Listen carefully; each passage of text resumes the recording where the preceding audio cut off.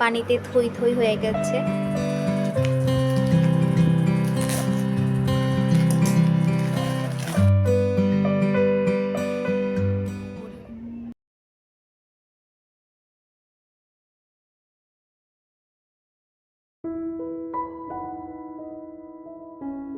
আসসালামু আলাইকুম everyone, welcome to mouse creativity. কেমন আছেন আপনারা সবাই? আশা করছি আল্লাহর রহমতেই সবাই খুব ভালো আছেন। একটা সুন্দর রৌদ্র ঝলমলে দিনের মধ্যে দিয়ে আজকে আমার আরও একটি নতুন ব্লগ এখান থেকেই শুরু করছি। আজকে অনেক দিন ধরে, মানে এই ভিডিওটার আগের কথা বলছি, তো কয়েকদিন ধরে আর কি প্রচুর বৃষ্টিপাত হচ্ছিল, বাহিরে একদমই রোদের দেখা ছিল না। আজকে হলো সকাল থেকেই, বারবার হচ্ছে আজকে বলছি। ভিডিওটা কিন্তু আমার পুরনো ভিডিওর তালিকাভুক্ত, প্রায় 1 মাস আগের ভিডিও। তো যাই হোক, এই ভিডিওটা যেদিন করা হয়েছিল সেদিন আর কি সকাল থেকেই খুব সুন্দর একটা ওয়েদার ছিল। ওয়েদারের সাথে সাথে সবসময় আমার মন মেজাজ খারাপ থেকে ভালো হয় বা ভালো থেকে খারাপ হয়, এমন হয় আর কি।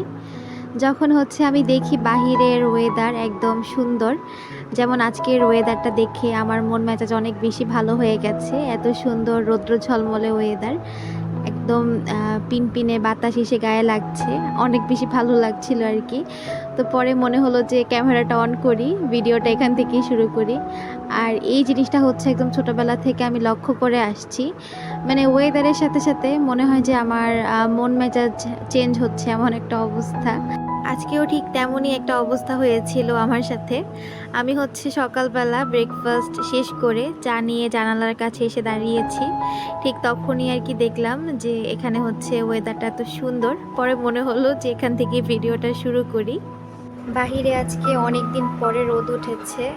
আজকে 3 দিন যাবৎ হচ্ছে অনেক বৃষ্টি ছিল, আর বৃষ্টিতে আমাদের বাসার এই যে মানে এই জায়গাটা পুরো পানিতে থই থই হয়ে গেছে। তো এখন হচ্ছে বৃষ্টির পানিগুলো সরে গেছে, আর আলহামদুলিল্লাহ আজকে সূর্য খুব মানে সূর্যটা উঠেছে আর কি। তো ভাবলাম যে এই গাছগুলো মানে ইনডোর প্ল্যান্টগুলো একদমই কেমন একদম বাজে অবস্থা হয়ে গেছে, তাই ভাবলাম যে এগুলো একটু রোদে দিই, তাহলে হয়তো বা ভালো হবে এগুলোর জন্য। যেহেতু 3 দিন টানা একদম গাদলা ওয়েদার ছিল, আর আমি গাছে তেমনভাবে পানিও দিইনি, কারণ আমি তো গাছগুলোকে একবার হলেও রোদে দিই। তো এই 3 দিন তো কোনো রোদ ছিল না, তাই আমি জাস্ট একবার পানি দিয়ে রেখেছি। আর একটু খেয়াল করলে দেখবেন যে মানে মাটি কিন্তু এখনও ভালোভাবে শুকায়নি, ভিজা ভিজা আছে। তো ইনডোর প্ল্যান্টগুলোতে তো বেশি পানি বাহিরে এত সুন্দর রোদ উঠেছে, এটা দেখে হচ্ছে ভাবলাম যে আগে আমার গাছগুলোকে একটু রোদে দিই, যেহেতু এই কয়েকদিন একদমই রোদে দিতে পারিনি গাছগুলো। তো এইসবের চক্করে আমার চাটা হচ্ছে একটু ঠান্ডা হয়ে গেছিলো। তো যাই হোক, ব্যাপার না, আমি হচ্ছে চাটা খেতে থাকি আর আপনারা হচ্ছে পুরো ভিডিওটা দেখতে থাকুন।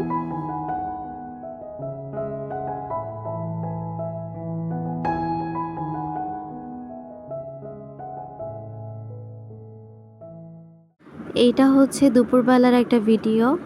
তো আমার হচ্ছে একটা পার্সেল এসেছিল, ভাবলাম যে আপনাদেরকে সাথে নিয়েই পার্সেলটা ওপেন করি। এটা আমার জন্য কেনা কোনো জিনিস না, এটা হচ্ছে একটা গিফট। আর কার জন্য গিফটটা কিনলাম সেটাও একটু আপনাদেরকে বলি। এটা হচ্ছে আমার বেস্ট ফ্রেন্ড ইভাকে দেওয়ার জন্য আমি কিনে এনেছি। ওর যেহেতু বিয়ের 8 মাস পূরণ হয়েছে, এখন তো 9 মাস হয়ে গেছে, যেহেতু ভিডিওটা পুরো আমার 1 মাস আগে করার।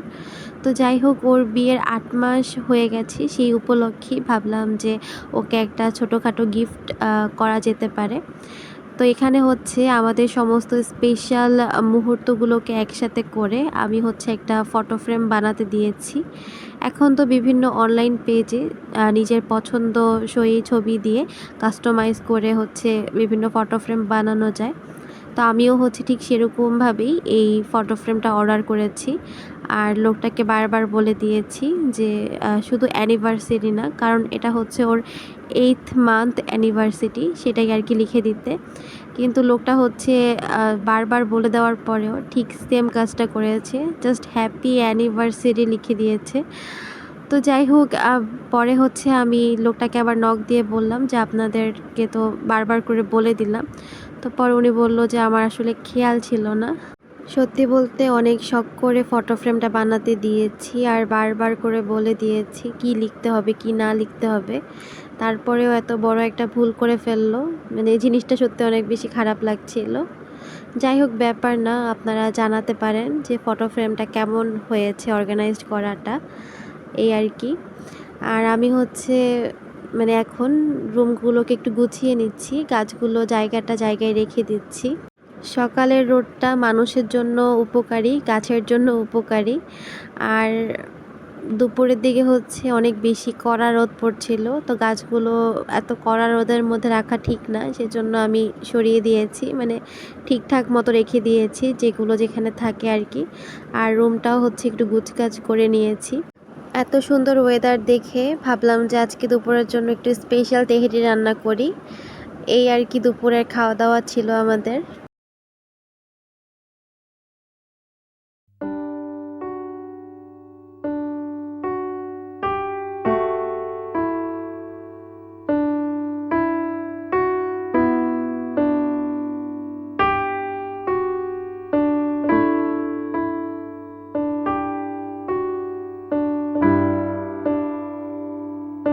এই কয়েকদিনের বৃষ্টিতে আমার ছাদের গাছগুলো এত সুন্দর, প্রাণবন্ত এবং সজীব হয়ে উঠেছে, মানে দেখেও একদম চোখের শান্তি, মাশাআল্লাহ।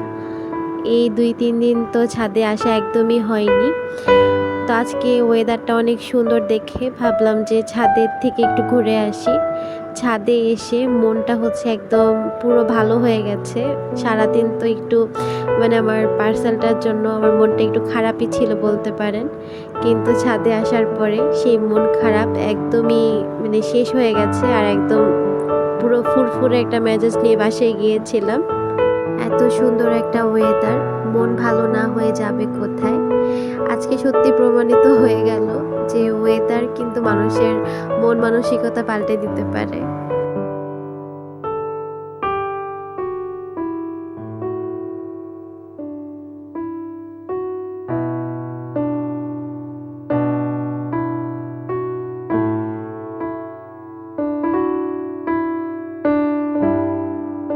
বিকালের জন্য এখানে বানাচ্ছি চিকেন থাই স্যুপ।